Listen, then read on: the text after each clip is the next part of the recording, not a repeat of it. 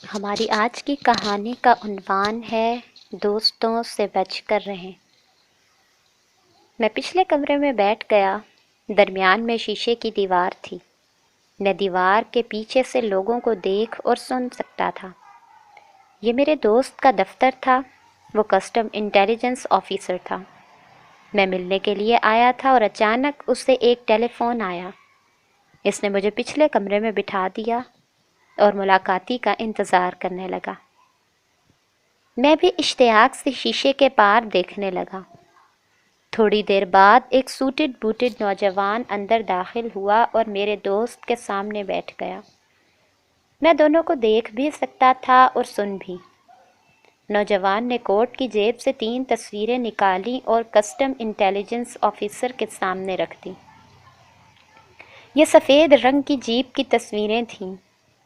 نوجوان تصویر پر انگلی رکھ کر بولا، سر یہ اسمگلڈ اور ٹیمپرڈ ہے اور یہ ڈیفنس والے بلاک میں کھڑی ہے۔ میں آپ کو ایڈریس دے دیتا ہوں، آپ یہ پکڑ لیں۔ میرے دوست نے غور سے تصویریں دیکھیں اور تھوڑا سا سوچ کر بولا، ہم کسی کے گھر چھاپا نہیں مار سکتے۔ ہاں البتہ یہ گاڑی اگر سڑک پر ہو تو اسے کسٹڈی میں لے سکتے ہیں۔ نوجوان نے بھی تھوڑی دیر سوچا اور پھر بولا، میں گاڑی کے مالک کے ساتھ شام 4 بجے جوس پینے کے لیے گھر سے نکلوں گا۔ میں آپ کو SMS بھی کر دوں گا اور جوس کارنر کا ایڈریس بھی بھجوا دوں گا۔ آپ وہاں چھاپا مار کر گاڑی قبضے میں لے لیں۔ لیکن بس ایک شرط ہے۔ وہ خاموش ہو گیا۔ میرا دوست خاموشی سے اس کی طرف دیکھتا رہا۔ وہ تھوڑی دیر رک بولا، گاڑی کا مالک میرا دوست ہے۔ آپ کسی قیمت پر کسی کو میرا نام نہیں بتائیں گے۔ اور دوسرا، جب آپ کی ٹیم چھاپا مارے گی تو میں شور کروں گا۔ میں ٹیم کے ساتھ لڑوں گا بھی، لیکن آپ نے اسے زیادہ سیریس نہیں لینا۔ آپ گاڑی لے کر نکل جائیے گا۔ میرے دوست نے کہا لگایا اور ڈن کر دیا۔ نوجوان تھوڑی دیر مزید بیٹھا، چائے پانی پینے کے بعد چلا گیا۔ میں باہر آ گیا اور میں نے اپنے دوست سے اس ڈیل کے بارے میں پوچھا۔ میرے دوست نے کہا لگا کر جواب دیا، یہ لاہور کے ایک امیر زادے کا دوست ہے۔ امیر زادے نے نان کسٹم اسمگلڈ گاڑی خریدی ہے۔ گاڑی کی مالیت 4 کروڑ روپے ہے اور یہ دوست اپنے عزیز ترین دوست کے مخبری کے لیے ہمارے پاس آیا ہے۔ میں نے پوچھا، اور اب کیا ہوگا؟ میرے دوست نے جواب دیا، یہ اپنے دوست کو جوس پلانے کے لیے باہر لائے گا اور ہم گاڑی اور گاڑی کے مالک کو پکڑ لیں گے۔ میں نے حیرت سے پوچھا، لیکن اس مخبر کو کیا فائدہ ہوگا؟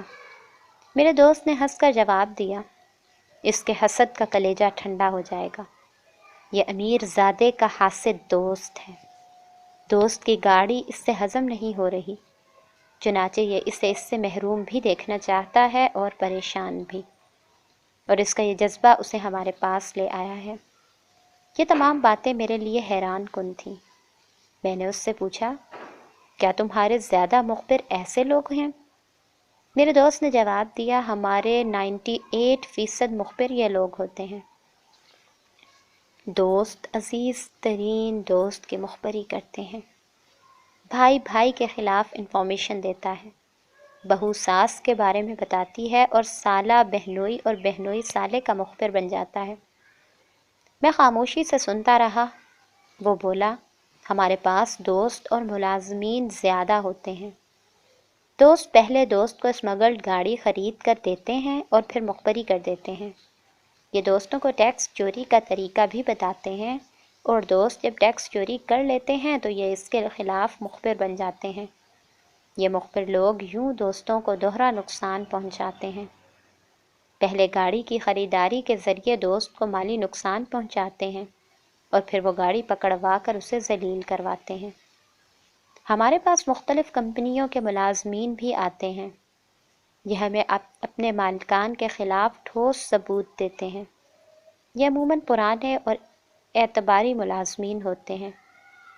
مالکان ان کو مخلص سمجھتے ہیں، لیکن یہ اندر سے مالکان کے خلاف ہوتے ہیں۔ ان کے سینوں میں کینہ، حسد اور بغض بھرا ہوتا ہے، چنانچہ یہ ہمیں مالکان کے خلاف وہ ثبوت بھی دے دیتے ہیں جو مالکان کے پاس بھی نہیں ہوتے۔ وہ خاموش ہو گیا۔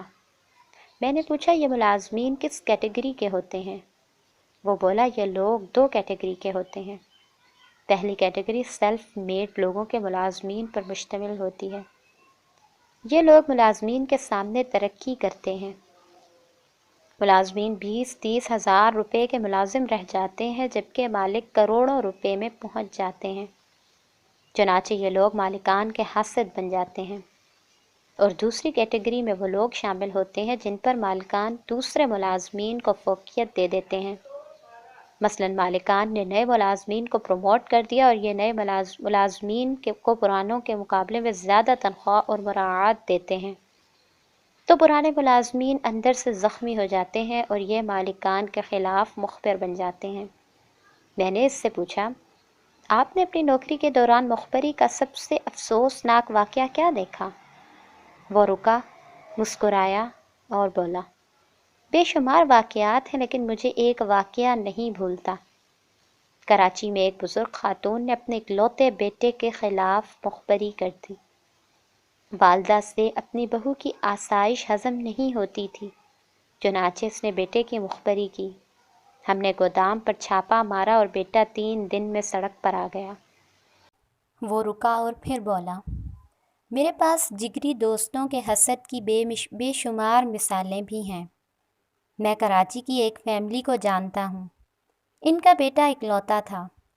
بیٹے نے اسمگلڈ اسپورٹس کار خرید لی۔ جگری دوست نے مخبری کر دی۔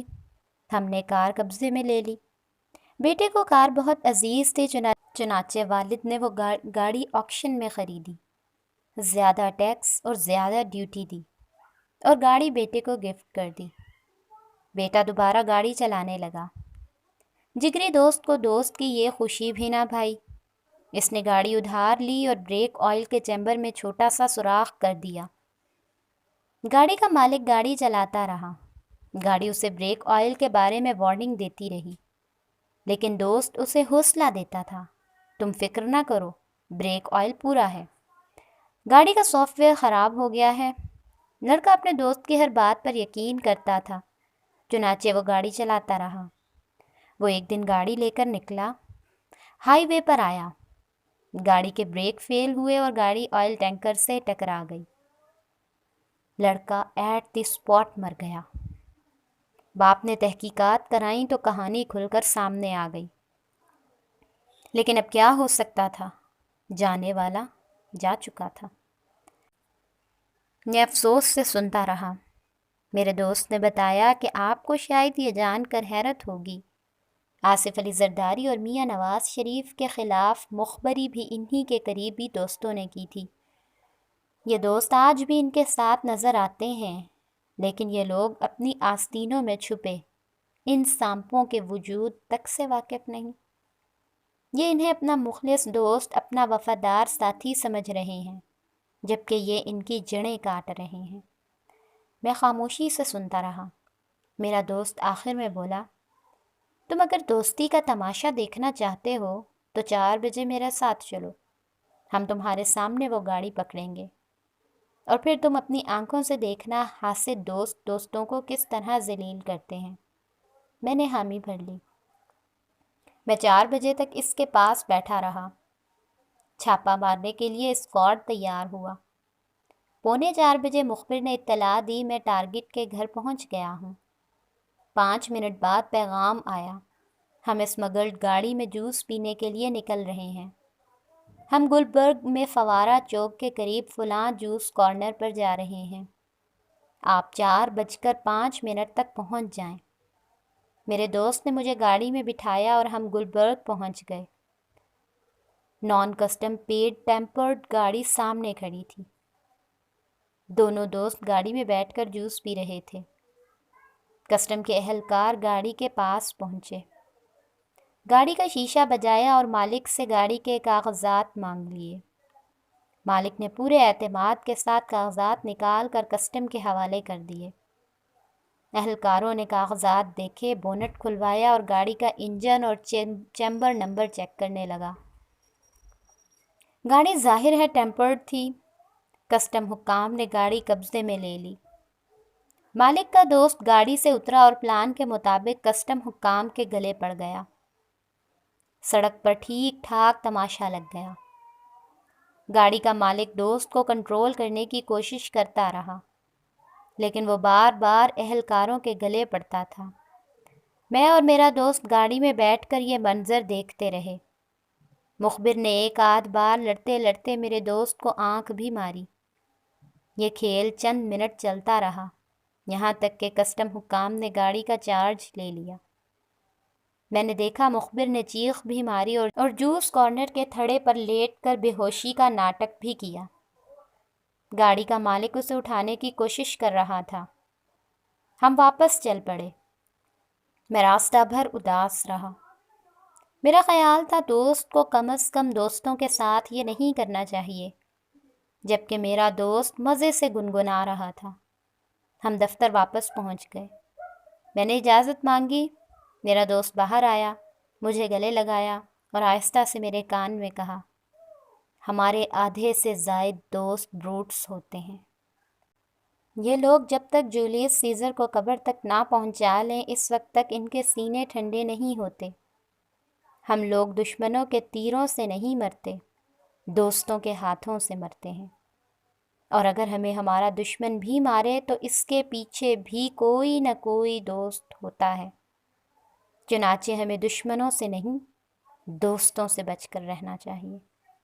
انسان اگر دوستوں سے بچ جائے تو دشمن اس کا بال تک بیکا نہیں کر سکتا، اور یہ انسان کی تاریخ بھی ہے اور جغرافیہ بھی۔